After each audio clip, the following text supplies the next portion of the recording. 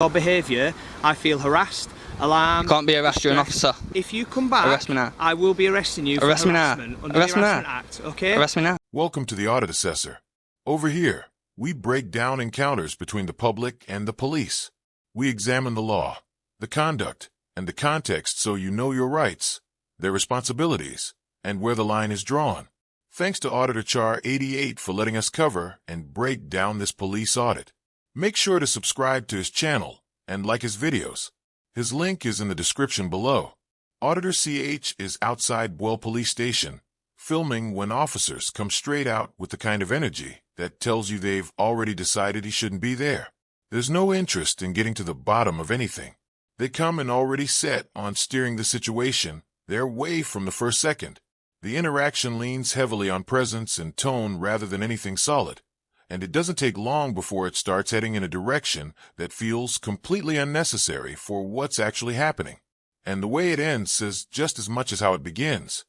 Auditor Chuzz is outside Bulwell Police Station filming when officers come straight out with the kind of energy that tells you they've already decided he shouldn't be there. There's no interest in getting to the bottom of anything. They come in already set on steering the situation their way from the first second. The interaction leans heavily on presence and tone rather than anything solid, and it doesn't take long before it starts heading in a direction that feels completely unnecessary for what's actually happening, and the way it ends says just as much as how it begins. It's a security concern that you're taking photographs and you're taking images and videos, as you're clearly doing right now, of police officers coming and going, or police staff coming and going from this station. That's correct. Right? You could do anything with that information.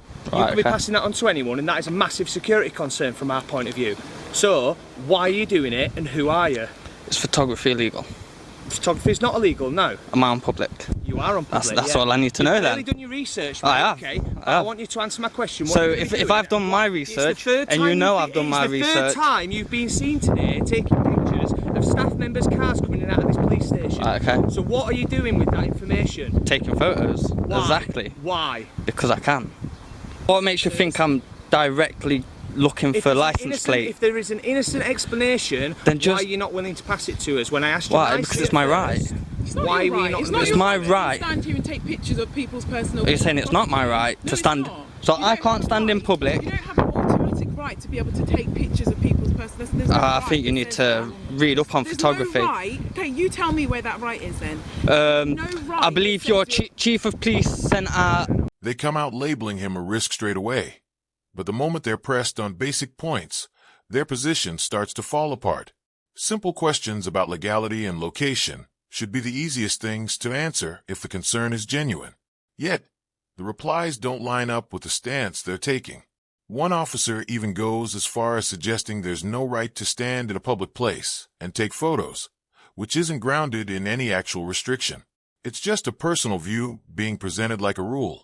When Chuzz brings up guidance coming from within their own force about filming, it puts them in an even tighter spot, because now it's not just public understanding they're going against, it's their own organization stance. At that point, it's clear this isn't about applying the law properly. Firstly, none of you have identified yourselves. I don't need to identify myself. You need to identify yourself. Well, no, I don't. You're an officer of the. You're claiming to be an officer of the law, demanding that a random member of the public not be allowed to record. Not a random member of the public. Well, I am. You've made a choice to stand here and film police. And you've made the choice to come out. Why is it weird for me to record license plates, but yet you have a police van there, that's a camera van, I'm assuming, and yet the cars are on camera, I don't know, 300-400 times a day? Sorry, I don't understand what your question is. What are you asking me? Why is it weird for me to record a license plate, if that's what I was doing, that you're claiming that I was doing? But yeah, it's okay. But it's okay for you guys to record license plate. What are you doing then? Because if that's not what you're doing, then I don't need to. I'm taking photos. Of what? Well, as he was coming out, I was taking a photo of the gate. Another thing that stands out is how one-sided they try to make the rules.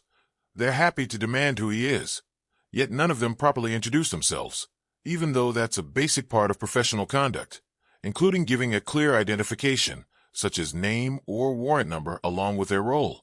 Brushing that off, while insisting he must identify himself, flips accountability on its head. The people exercising authority are the ones meant to be transparent, not the other way round. Then when Chuzz questions why filming is being treated as suspicious, especially when officers themselves regularly capture images of vehicles and people as part of their duties.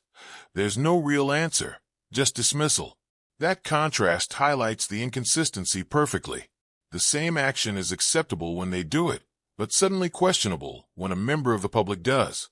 We're police officers, and you will appreciate that we have people that have issues with us, and having someone stand outside with a camera, having someone stand outside with a camera, claiming to be taking pictures of the fence, is going to be a concern for us as police officers. Is it illegal? Is it illegal? It doesn't matter why I'm taking pictures. It's not a matter of legal or illegal, well, it is. It? It's a matter of concern for our own personal safety and for the safety of the legal. officers in here. It doesn't matter whether it's legal or not legal. We have the right to ask you what you're doing. You have the right, but I don't have to tell you why. Well, if you don't, because it's my personal reason. Then we'll just ask you to move on, and if we see you again, then you can be arrested. But you can't. For a breach of the peace. But you can't move me on. I'm on public.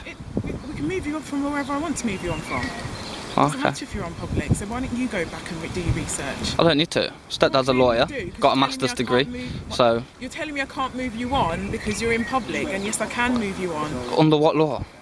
To prevent a breach of the peace. And what breach? What breach am I? If we believe that your actions are causing a breach of the peace... Well, then go back in and let me finish what I'm doing, and then... It's not about me then there's no officers. I can't allow you to carry on doing what you're doing. Well, then I'll just come back later.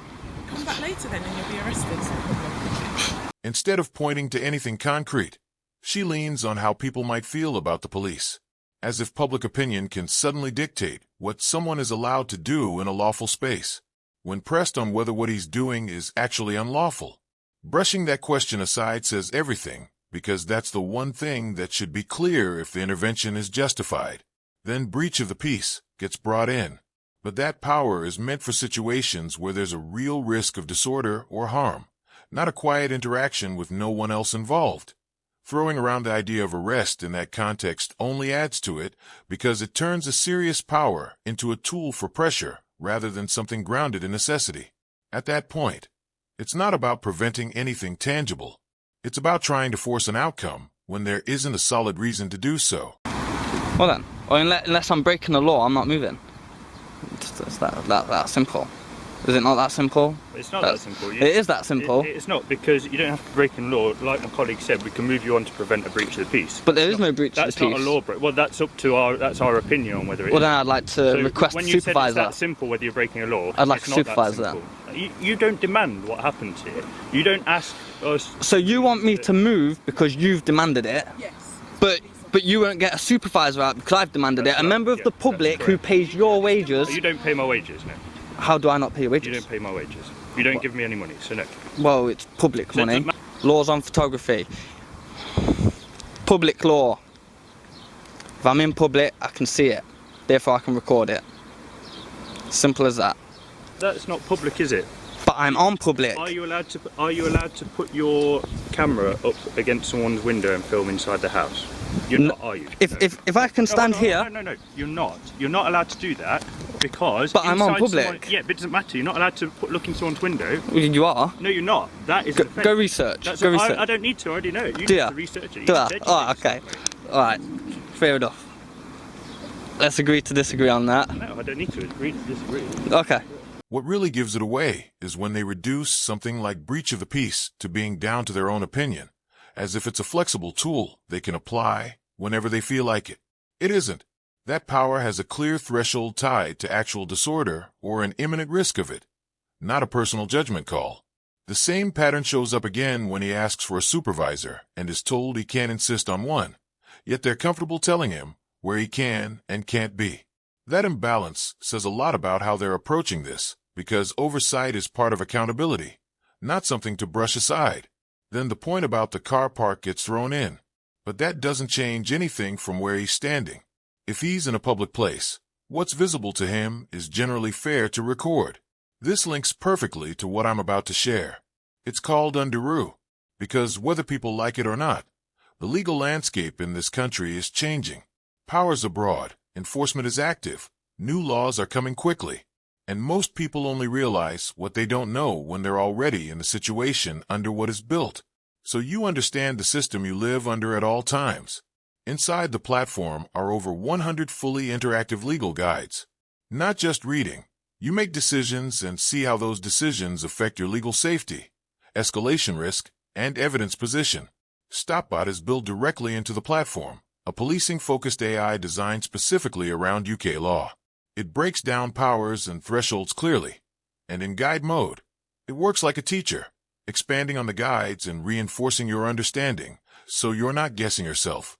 There's also a daily UK policing news feed focused on real activity, incidents, operational shifts, and crime, including exclusive deep dive articles breaking down police misconduct cases, upcoming legislation, and what it all actually means.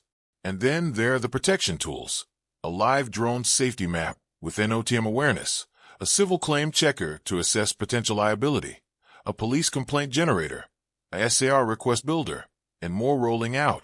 This isn't built around outrage.